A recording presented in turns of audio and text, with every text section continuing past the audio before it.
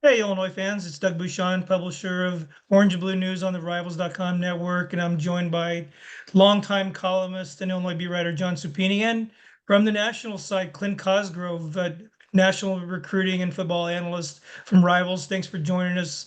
Clint, I want to talk to you specifically because you're a Midwest guy. Illinois got a matchup against a good MAC team in Toledo this weekend. They returned a lot of good players.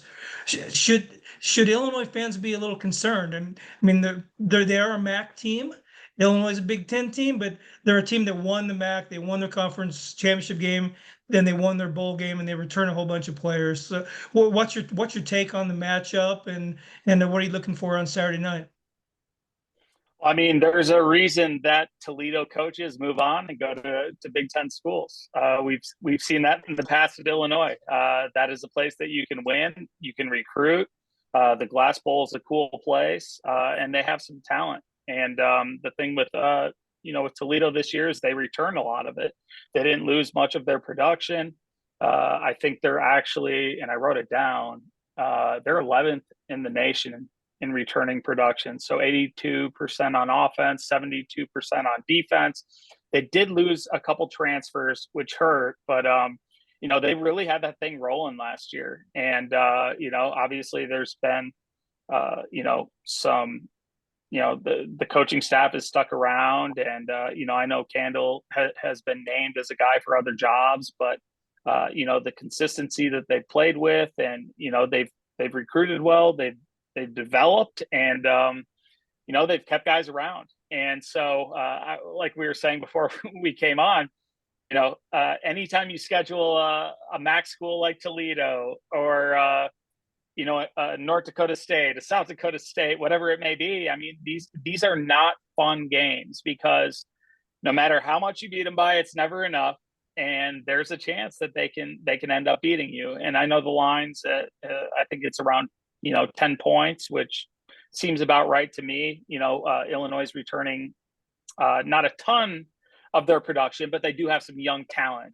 They've done a great job recruiting. So I do think it's going to be a good game. It's going to be a dogfight. I do think in the end, Illinois and just the Brett Bielema style of play will wear them down.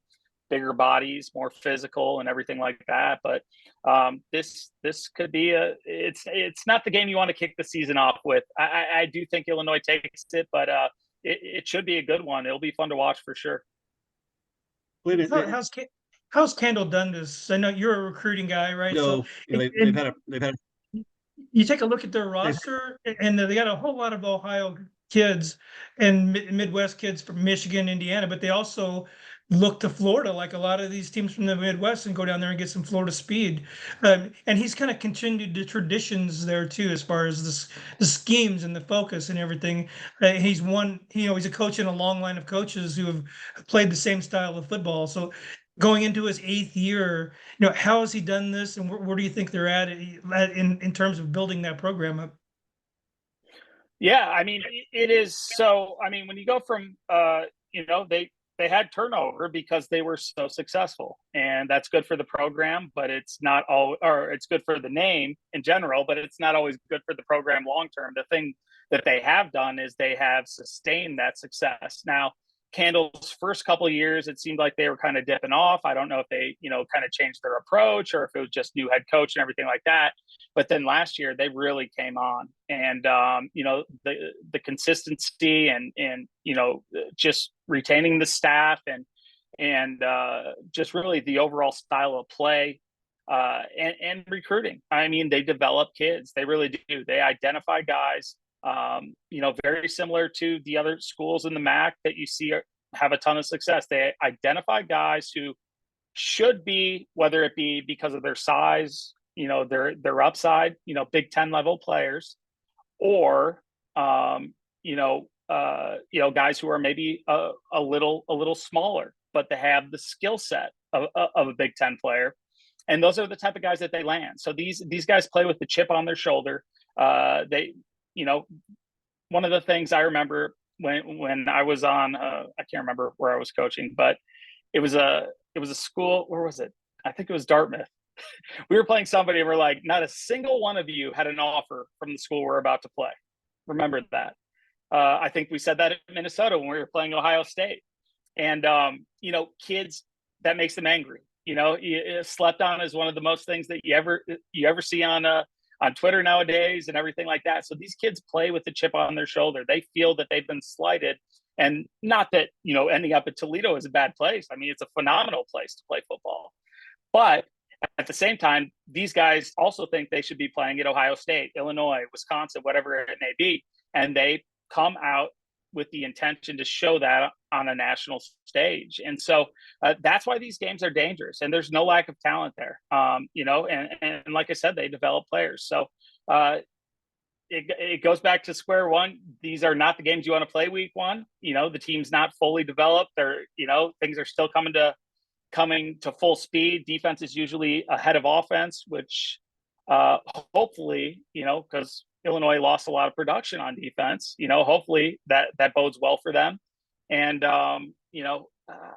it's one of those games that I just think back as a coach, you hated walking in to a week one game. And I know we talked about Illinois going and playing at Western Michigan. I remember when we were at Minnesota, we played at Bowling Green, and it's scary as a coach because there's a lot to lose and there's not a lot to gain. And you're playing a team like Toledo who has a tradition of winning. They won the MAC. Their over-under for win total is, I think, 9 or 9.5. They're supposed to be in this game. And so, you just look at the variables. You look at the experience returning. You look at the coaching staff returning. You look at the talent. They've got a quarterback coming back. There's a chance that Illinois could blow them out of the water, but there's a chance that this could be one heck of a game. So, Clint, when I look at Toledo, I look at the quarterback. It seemed like everybody's expecting him to take another step, but I also look at the stats and see that he had it seemed like 10 he threw 10 interceptions in the 3 losses. I mean, how good is this guy? I would think that as a 5th-year senior and a guy that they're trotting out and he's going to be one of their stars, that he's going to be pretty good. How good is he? Is he a Big Ten level quarterback? Is he, what should we expect out of this kid? The one thing with quarterbacks, and it's crazy, you see it every year. There's some teams that can never find a quarterback, no matter how big it is. Or how big the program is. And then you've got teams that are in the MAC or at the FCS that always seem to have a quarterback. He's one of those guys. And I don't know, what his high school career was like, but you look at maybe his decision-making could have been the problem in the past. They were, the stat was like all of their losses, I can't remember the exact stat, but all of their losses had more turnovers. Was it 3+, 4+ turnovers? And then they were only losing by like 7 3-points a game. This is a talented guy. He's a talented guy who can run the offense. He can get the ball out. He can do some things with his feet. He can keep plays alive.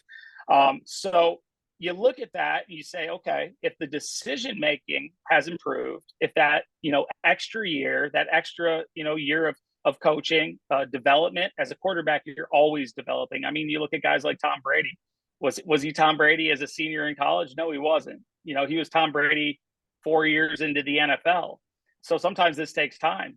I look at Joe Brady. Joe Burrow. Jeez, screwing him up. But Joe Burrow, back up at Ohio State, he goes to LSU, doesn't have a great year his first year at LSU. And then all of a sudden wins the Heisman as a senior. They go and win national championships. So this is what you see out of quarterbacks, guys who can develop. They have the arm talent.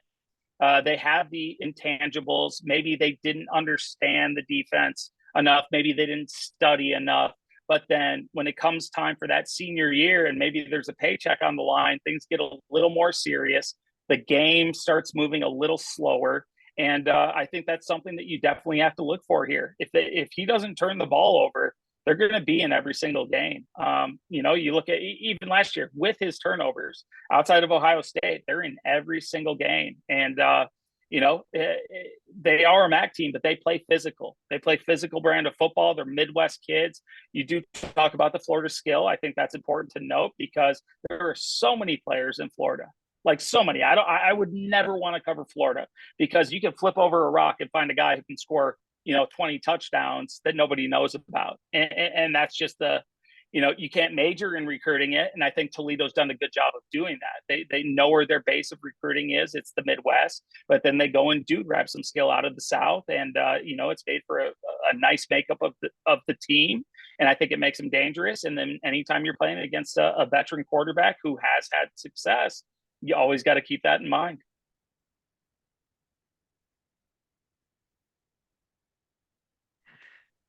Just so the fans know, the kid we're talking about is Daquan Finn. Had a big year last year in the MAC. I think he was fourth in the MAC in total yards. Dynamic dual threat guy, and that's a guy that you really don't want to play in game one too, because now you have to prepare for the guy who can run the ball. He can make plays with his arm, make plays with his feet. He passed for over 2,000 yards. He ran for another 600 yards. And all of a sudden, you're putting a lot of pressure on a defense that has a brand new defensive coordinator in Aaron Henry, replacing Ryan Walters, who's off to Purdue as the head coach. You have a secondary that's completely rebuilt, 4 starters gone in the secondary. So all the pressure is on the front 7 in the Illinois defense to hit this kid, punish him if he wants to have design runs and the read option. I know defensive coordinators hate preparing for the read option because you have to make the right read. Do you crash down on the quarterback? Do you take the pitch man? And Illinois has really good outside linebackers, Seth Coleman and Gabe Ackus and Alec Bryant. But I asked Aaron Henry today if the pressure is on those guys. He agrees that it is, because Finn can run. This is a kid, if he gets to the edge, yeah, he's going to make big plays. If you don't put pressure on him, if you don't make him get rid of the ball quickly, he can complete passes down the field. And as we know, Devin Weatherspoon's not walking through the door for Illinois. He's playing for Seattle. Sidney Brown is gone. The starting safety, strong safety, projected starting safety, Matt Bailey is injured to start the season. So a lot of issues in the Illinois secondary. And if you really let that kid build his confidence early in the game and get going with the passing game, he can pick you apart. And if you're not defending him on the edge, he can run the ball. So it's a situation where, Toledo may not be able to match up with a Big Ten team physically head to head, toe to toe in the trenches, but a dual threat quarterback can take over a game and win it for you by himself. And that's really the one thing Illinois has to avoid on Saturday night is letting Daquan Finn get his confidence and start making plays and start gaining yards on his own. And you just can't let one guy like that beat you. Yeah, I mean, dual threat quarterback, ultimate equalizer.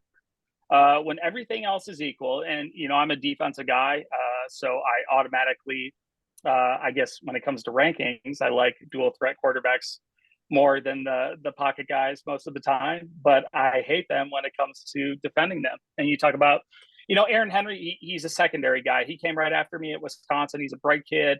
He has a bright future in coaching. He knows what he's doing. He's under the tutelage of Bielema. But you're replacing those 3 guys that you talked about. I mean, 3 NFL players in the secondary is not easy to replace. Okay. And then as a defensive coordinator, when you have a dual threat quarterback, a guy who's just as capable with his feet, you're no longer playing 11 on 10. And when I say that, and I talk about it all the time, so sorry if I've done it before, but when you're playing 11 on 10, that means you always have an extra hat. You always have an extra guy in secondary, linebacker, core, whatever your defense is, that is, a non-mobile quarterback you don't have to account for. With that mobile quarterback, all of a sudden your coverages change up. Okay. All of a sudden, I can't just man up and do whatever. Maybe I'm forced to play quarters. Maybe I'm forced to play cover 3. Maybe I'm forced to spy him. So it doesn't necessarily only mess up, your run game fits. It really messes up the way you play your secondary coverage. And so when you've got new guys playing in the secondary, that can be a serious issue. Now, the zone read, yes, defenses have adapted. You see them getting a little lighter and faster over the years. You see linebackers being sideline to sideline guys. I do think, they match up athletically. But at the same time, if you don't account for that guy, it changes everything. If you think you're just going to sit back and play your normal calls like you would with a pro style quarterback, it doesn't work like that. I mean, even a guy who's a a capable and not a very versatile runner, you still have to account for that. Then you put a versatile runner who's a fifth-year senior who has production both, passing and running. It adds a lot. It adds a lot to the defense coordinator's plate. It adds a lot to the new secondary's plate. And, it adds a lot to the linebackers and defensive ends as well. It depends how you're going to play the zone read. Are you scraping a defensive end and having him take the dive guy and then having the linebacker go over the top for the quarterback? Are you switching it up? Are you bringing pressure? It's just, it brings a lot of questions. And I think, what you really have to do as a defense, and especially as a defensive coordinator in that first game, they come out with that scripted 12 plays. A lot of people think, or 10 plays, whatever it is, it evolves. It depends on the offense. But what happens is they're not necessarily, they're trying to score on that first drive, but what they're trying to do is see how you're going to play versus their formations. How do you play versus certain plays? And so that's going to be a real test right out the bat. And, Toledo's coaches have proven capable of playing against big time teams. They're capable of adjusting, and they've got the veteran players to do it. Like I said, they've got a lot of returning production on offense. 82%. Yeah, I wrote it down. 82% of their offensive production is returning. And really, had they not had the transfers, they have that tight end who was pretty good, I think, who transferred out. They have most of their offense back. And really, for them, even their losses outside of Ohio State, again, it came down to turnovers. And so if you have a senior quarterback who's going to protect the ball, you're in for a dogfight. You're in for a dogfight for sure. You got to try to force turnovers. That's their weakness. Your physicality, size, and Big Ten brand of football that Brett Bielema brings. That is where you win. You try to out physical them, but they're gonna bring a team in that's ready to compete, and they're gonna there's gonna be some issues. You're gonna have to adjust throughout the game, and it'll be interesting to see how you adjust with a new coordinator, new players, and then also you got to go back to Brett Bielema is still the head coach. He's a defensive guy, and he's still there he might not be calling the plays, he might not be drawing up stuff on the defensive board at in between series, but you got to rely on that fact that he is a proven vet. He has developed a team that to me is ahead of schedule for where they should be right now, and you got to rely on that and believe in that if you're not only a fan but a player as well. John, with that in mind, how big is this game for Brett Bielema? He's starting his third season. He really hasn't won yet with his own recruits, although they did. They brought in Tommy DeVito, the quarterback, and that's his guy. But in year three, is this the time for Brett Bielema to turn the corner and say, here's my team. I recruited these guys, and go out and start winning games, and getting off to a 1-0 start seems like it's pretty important. Yeah, it's like the trick for Illinois football over the last 30, 40 years has been backing up one good season with another. They won 8 games last year. That's the most wins they've had in a single season since the Rose Bowl year in 2007. So they, I just, as if I'm Joe Fan, I just want to go to a game and have confidence that they're going to be able to win some of these games that they should win.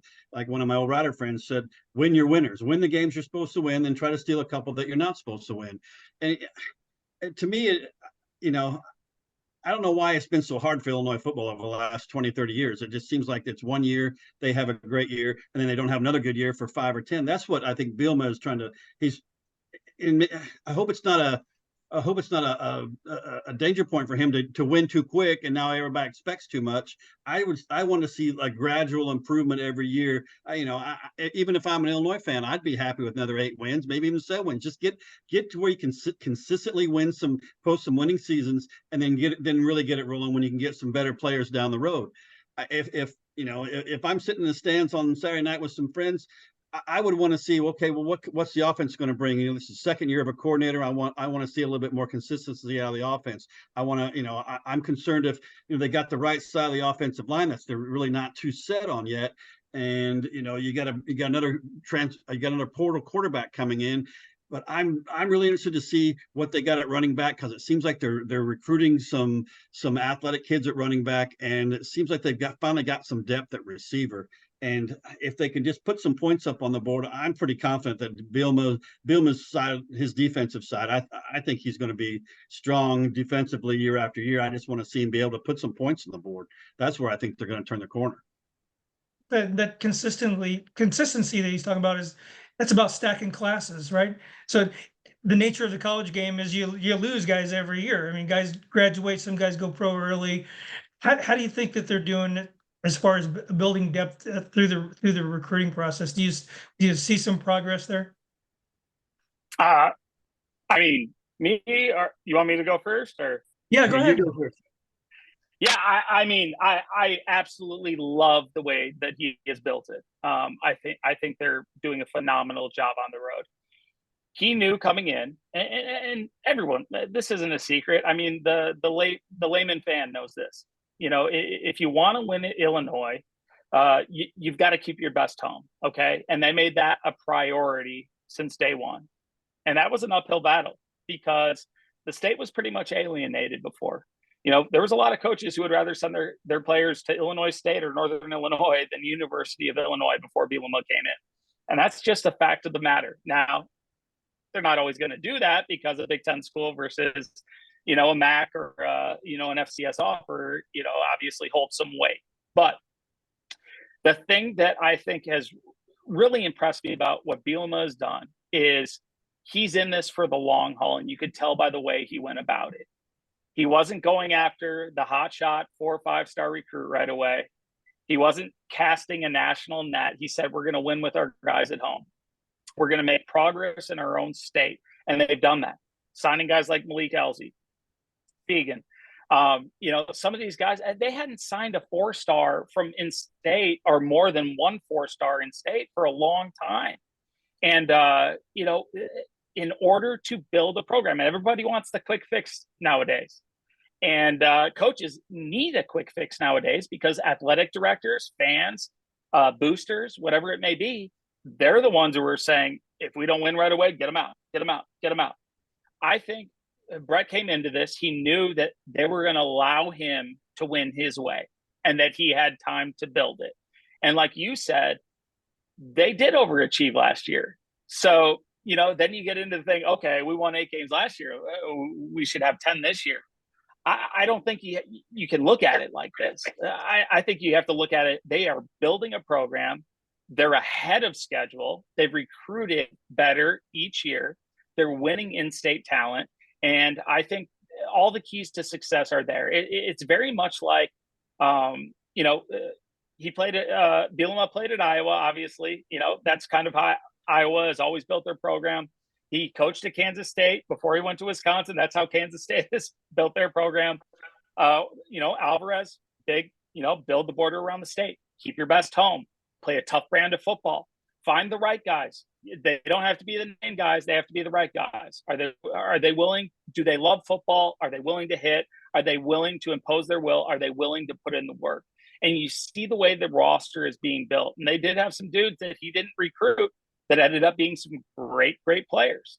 But what you're seeing is as these classes develop, as their recruiting develops, as they get momentum, as they win games, they're not only bringing in the guys who fit their system, now they're stepping it up one. They're bringing in the guys who fit the system, who fit the brand of football they're looking for, but then also have a little more talent. Maybe they got a little more length. Maybe they're not the guy that the Toledo's recruiting, who this guy's a heck of a player, but he's missing this one attribute. And that's why he ends up at Toledo, ends up being a great player there. You know, Illinois for a while was recruiting that type of player. They were recruiting the guy that maybe Michigan, you know, they weren't going to beat Michigan on, but they were going to beat Northern Illinois on. And that's who they were going after. I think they built this to a point where now they're able to get the guys who fit their system, who, and like I said, and I go back to this, it's not just getting the name guys, not just getting the star guys. The star guys don't matter. It's the guys who fit the system, but now they're able to get the guys who actually can play the game at a very high level on top of it as well. And I think that is where the program starts to turn. They overachieved last year. It's going to take time for these young, really talented guys from Malik Elzy to become dominant in the Big Ten. Will he make an impact right away? Yes, I think he will. But to become dominant, that takes time. And I think that's what we're seeing with the way this roster is being built. And like I said, they've overachieved thus far. I'm very happy with their progress. They're ahead of where I thought they would be, both on the recruiting trail and on the field, to be honest. John talked about wanting to see more points put on the board, and being a couple of old guys, we remember going all the way back to the Mike White era, starting in 1980 when they were throwing the ball around the field, and they brought the West Coast offense to the Big Ten and just sort of lighting it up through the air. And definitely Brett Bielema wants to see more points. So that's why he brought in Barry Lenny Jr. to kind of modernize the offense. This is not the Wisconsin offense from when Brett Bielema was at Wisconsin with, the ground and pound offense. And I wanted to pick your brain, Clint, about what they face on Saturday night, because the scheme there at Toledo, it has some deep roots going back to coaches, 2 or 3 coaches before. They've played this 3-3-5 scheme defense, which really seems to fit the type of athlete that they bring in. They don't have great big guys, but they have guys that can run a little bit and guys who are versatile defensively. And you got the background in coaching. How does Barry Lenny attack that 3-3-5? Where are some kind of holes in that defense where you can pick on it a little bit? So you brought me back to my childhood with the Mike White days and the open offense, because I was born in 1982 in Champaign, Illinois. My dad was the linebackers coach at University of Illinois. So I grew up around that football. Jeff George is the quarterback and all of that. So yeah, they're not going to be that. I mean, football has changed. It's evolved, and Brett Bielema comes with a brand of football that's a physical brand of football, and it might not be ground and pound, in scheme, but you can still ground and pound while spreading teams laterally, and that's what they're going to do. And so, the 3-3-5 is, to be honest, it has holes in it. It really does. But to prepare for, it is one of the hardest things to prepare for as an offensive coordinator. And this is why. People think of them as being light. They think of, there's only 3 linemen and 3 little linebackers running around. This isn't 4 down linemen and a 2 or 3 linebacker box. That's not necessarily the case. So when you're recruiting for the 3-3-5, you're having safeties that are big dudes that can come down and basically be like linebackers that also have to be rangy. All right. So that's one of the first principles of that. The second is you're stacking these guys. You've got the 3 linebackers stacked on top of the 3 defensive linemen. And without getting too technical with it, as an offensive lineman, you have your reads. You'll see it on NFL Network. Guy will be like Mike 51. They call out the mic so they can base their protection off of that. When you have a 3-3 stack, there's basically, for an offensive lineman, there's every combination. Instead of just reading kind of 2 guys, okay, I could be taking this guy on a blitz or this guy on a blitz. There's really kind of 3 different combos. So they're reading across the board. There's multiple ways that you can bring pressure. There's multiple ways that you can fit runs. That extra fitter might come from the secondary. That extra fitter might come from the outside. That extra blitzer might come from anywhere. And so it gives a lot for the offensive line to think about. Now, everyone thinks, 3-3-5 light. Like I said, it just pound it down their throat. That's not how it works, because the run fits. You don't know where they're coming from. You don't know where the safeties are flying from. You don't know where they're bringing that extra rusher from. Just because you only have 3 down linemen doesn't mean you aren't bringing 4 or 5 every single time. So that gives a lot for an offensive line to prepare for. It gets a lot for an offensive line to think about. Pre-snap reads, those are hard. You're drawing that up on the board, and think about that. If I'm a center, I've got the nose over the top of me. I've got a stacked linebacker who I can barely see, and then I've got 2 guys stacked over the other guys. Think about the amount of combinations of run fits, blitz fits, and anything like that you can run into. And that is what makes a 3-3-5 so hard to go against. Yes, in theory, you should be able to ground and pound it out. You should be able to overpower it. But there's a lot more to football than just size, power, and straight line speed. If you make offensive linemen, and offensive linemen are usually the smartest, nicest guys in the building, they really are. But if you make them think too much, and then all of a sudden they're wondering where the next guy, it's kind of like I remember this is a really weird comparison, but after I had my stroke, I couldn't see out of my left eye for a while. And yeah, I didn't know what was coming from the other side. And so it was weird to be out in public. And I know this is the weirdest analogy ever, but all of a sudden, if you're getting blindsided and missing blocks that you don't see, all of a sudden you're questioning everything you know about what you know about football, what you see in front of you, and how you execute your scheme. And I know it's a hard analogy to really make people understand, but as soon as you make an offensive line question what they're doing, when you're the one moving forward, you're the one supposed to impose your will, you're the one who's dictating the game, all of a sudden the defense is dictating their game because you don't know what's going across your face. You don't know where it's coming from. You're questioning yourself. How many times have you seen a center all of a sudden they're blocking nobody and there's dudes just running past them? And that's what the 3-3-5 can do. It does put some dilemmas. It does put some stress on the mind of the offensive line. Now, I know they're going to be prepared. I know they're going to try to out physical, but there are some schematic issues that it does present.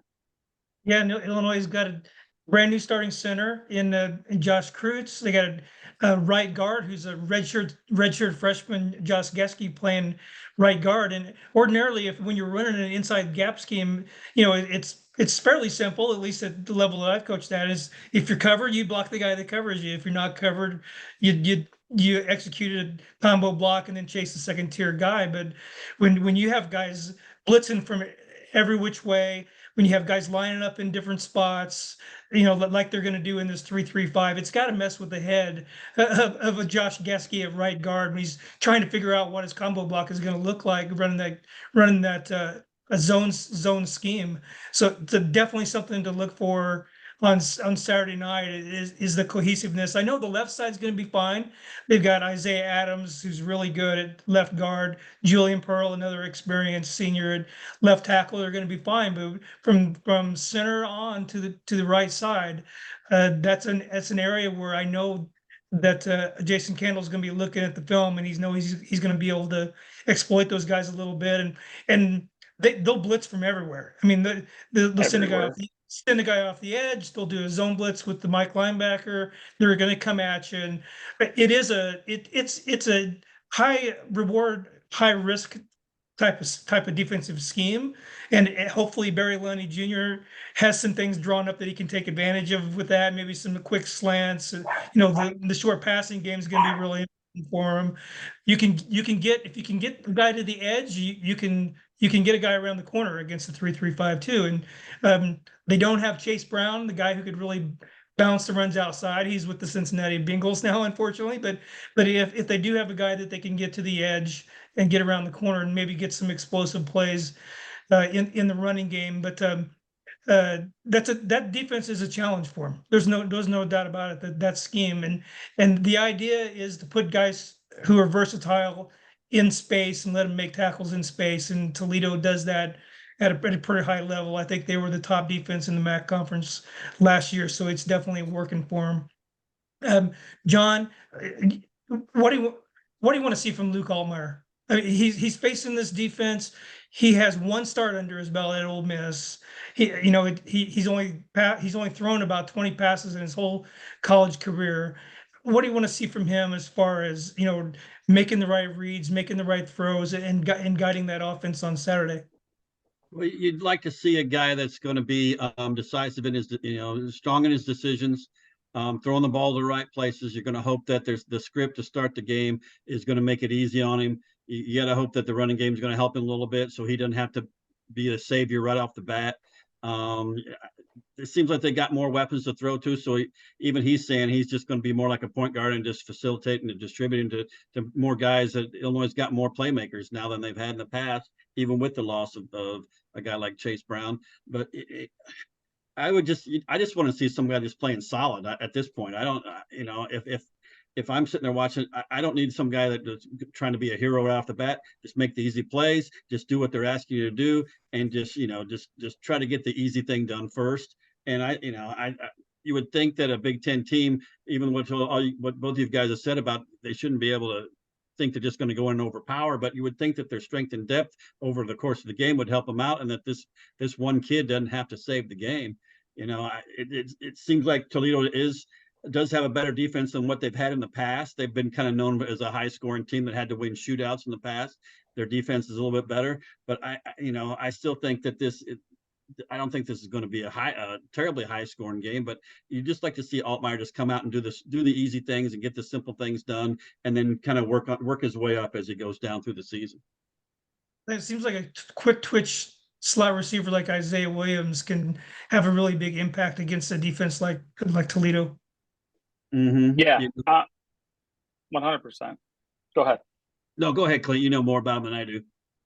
No, I mean, well, Isaiah, I've known since he was a freshman, and he was a quarterback. I know he came in as a quarterback, but this dude is just dynamic in space. You talk about a new quarterback coming in who has one start under their belt, going against a defense that you don't necessarily see every week. I think of the 3-3 stack almost being like a triple option. You prepare for it differently. But the thing I know about Brett Bielema teams, the thing I know about George McDonald as a receivers coach, is those guys are going to be coached up, and they're not going to put the pressure on them. They're going to give them ways. They're going to give them ways to gain momentum. So whether it be a quick pass to Isaiah, he's going to make plays in space. He's going to out athlete those guys if you give him the ball in space. Does that put pressure on the quarterback? No. Dinkin and Duncan. Isaiah makes the moves after that. You got a guy like Elsie. I don't know how involved he will be right away. I haven't been to practice. You guys would know way more about that than I am. But he's a guy who's he can outpower. I don't care what defensive backs they have. He's a big physical dude. So he's a guy you can throw it up to on the outside, and he's going to come back down with the ball, win 50-50 balls, and he's going to block. And I know I coached with George at Minnesota. He gets after those guys. They're all going to block. And that's really important against the scheme that they're going to see. But just knowing a Brett Bielema coach team, they're going to be prepared. They're going to play physical. They're going to try to impose their will, and they're not going to make it hard on their players. You look back at his first year. Okay, things weren't going well. How many coaches are willing to go like 8 linemen, and give up their scheme? So many offensive coaches are like, I don't care what the outcome is. We're going to develop the scheme, and then long-term, we're going to be good. Bielema is going to find a way to win. Okay. And that's what you got to love about him. And he's going to play to his strengths, and he knows ball.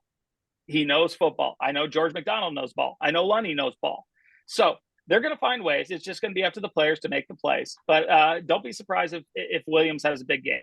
They're going to be able to dink and dunk to him. He's going to make plays in space. They're going to have to win some, 50-50 balls on the outside. They're going to have to impose their will. With the three down linemen, sometimes also without not getting too technical, but you line them up in 4 eyes, and you can take away a lot of gap scheme plays. So that forces you to, maybe go more to your zone game, zone read, whatever it may be. But there's going to be issues. The thing you like about this is you're throwing a lot at a young team right away. So they're going to see a lot right off the bat, right? And so when you see a lot right off the bat in a game situation that you can't replicate in practice, I don't care how hard you try to do it, how good your scout team is, how good your starting defense is. There's nothing like the intensity of a game. There's nothing like playing on TV. There's nothing like playing in front of a full stadium. You've got to be able to perform when all of those things come into play. And I know that they'll be prepared for that. I know they'll have ways to exploit the holes in the defense. I know they'll have ways to exploit holes in the offense. I know that they've watched plenty of tape. They probably know, just from my former coaching career and breaking down film, if you can make a quarterback move a certain direction and throw off a certain foot or on a certain down and distance, there's a good chance that they might throw an interception, or they're going to be off target. Or if you get this many hits on them, they kind of shut her down. They don't want to run the ball anymore. They're going to be prepared in that aspect. And that's what I'm really looking forward to. And as much as you hate having a team like Toledo, a talented Toledo team, a veteran Toledo team, a team that's capable of winning, you're going to be a lot better come game 2, game 3, because you face that game 1. And I think the number one thing that Illinois fans have to look for is you're just looking for the W here. It doesn't have to be pretty. You're just getting so much thrown at you. You got so many young players. and I think it'll be a fun one to watch. But I think they will be a better team because of it. And we're going to finish this up here quickly, and we're put you on the spot a little bit and go around the horn and get a prediction from us here. But talking with the sports information director today, it sounds like that they sold quite a bit of tickets for the game. There's 32,000 season ticket holders. They've sold way above that now and are approaching 50,000 sold already. And they're expecting a big game, a big week, selling the rest of the tickets. And they may reach the capacity, which is what, John, around 60,000 at Memorial Stadium. And that's good. I mean, for Illinois, that's really good. And a night game on a Saturday night, you expect the students to show out too. The students back on campus, looking for a big crowd for the game. So it should be a lot of fun. You know, I know it's not one of those must-see games nationwide that people are going to tune in for, but it really should be a fun game with two pretty good teams coming off good years. And John, I want to get your prediction. You know, on a final score, and then what do you think are some of the keys for the Illini in the game? Well, you know what, we've talked about how Illinois is progressing, and I think that Bielema is going to take another step forward. Whether that means more wins or not than last year, I don't know. But I think they're gonna come out. I think their offense is going to be a little bit better this year. I'd like to see what they can replace on defense. You look at historically the MAC has been the Big Ten's little brother, but every couple of years a MAC team comes up and puts a whipping on a Big Ten team. And it's from what I've been reading, this seems to be one of the better MAC teams over the last few years.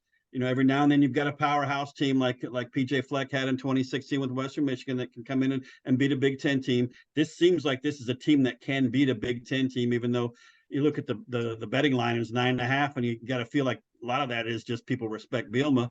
I think it's going to be a close game. I think that, Illinois got some things to figure out. I think they're going to win in the end. I think it's going to be something like 27-24, 30-27. I think it's going to be closer than the line.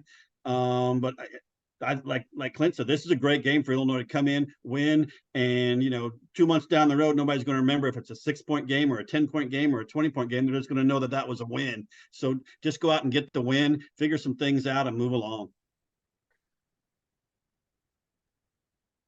And what you got? What's your prediction for Saturday? I think right off the bat, it's this could be, it could be as people adjust, as you're trying to figure out schemes, as you're trying to figure out your personnel. I think it could be tight at the beginning. I'm gonna go. What am I gonna go? I'm gonna go 27-10, Illinois' favor. That's pretty close to stealing my thunder. And I'm going to take Illinois. I like Illinois to win the game too. I think they're going to be a more physical team. I also, the things that Clint was saying about the coaching staff, knowing what they're doing, and they are a smart staff, well put together staff with experience. Brett Bielema, all the things we talked about, he knows about the scheme. Barry Lunny Jr. knows how to attack this scheme. He coached in a league where they do play kind of a wide open defenses like that, and I think they're going to know how to attack the defense. 27. I say 27-13. I don't think Illinois is going to put a ton of points on the board, but I think that they're going to grind it out. I think Luke Allmeyer is going to make the routine throws that he needs to make and get the ball out quickly to Isaiah Williams. Defensively, I think they're going to hit Daquan Finn and try to get him off of his game. And those Illinois outside linebackers are talented. They're big. They're fast. I love Gabe Akis in this game, crashing down on Finn and making him think about it a little bit. So 27-13, Illinois comes away with a week 1 win, and then we travel to Kansas next week, another team that's probably a little bit better than everybody thought they were going to be when they put them on that schedule and got a home and a home with Kansas, a resurgent program there. So, but Clint, thanks a lot for your expertise and all of your coaching background and all the things that you can lend to us. And John, always good to see him, my friend. And until next week, Illini fans, this is Doug Bouchon from orangeandbluenews.com. If you're not a subscriber, log on now. From now until midnight, we got a 60% off deal that you can log on and sign up for 60% off. And get a year's coverage from the entire football season, the entire basketball season, all the way through training camp next year. So log on now at orangeandbluenews.com. Thanks again, and we'll see you next week.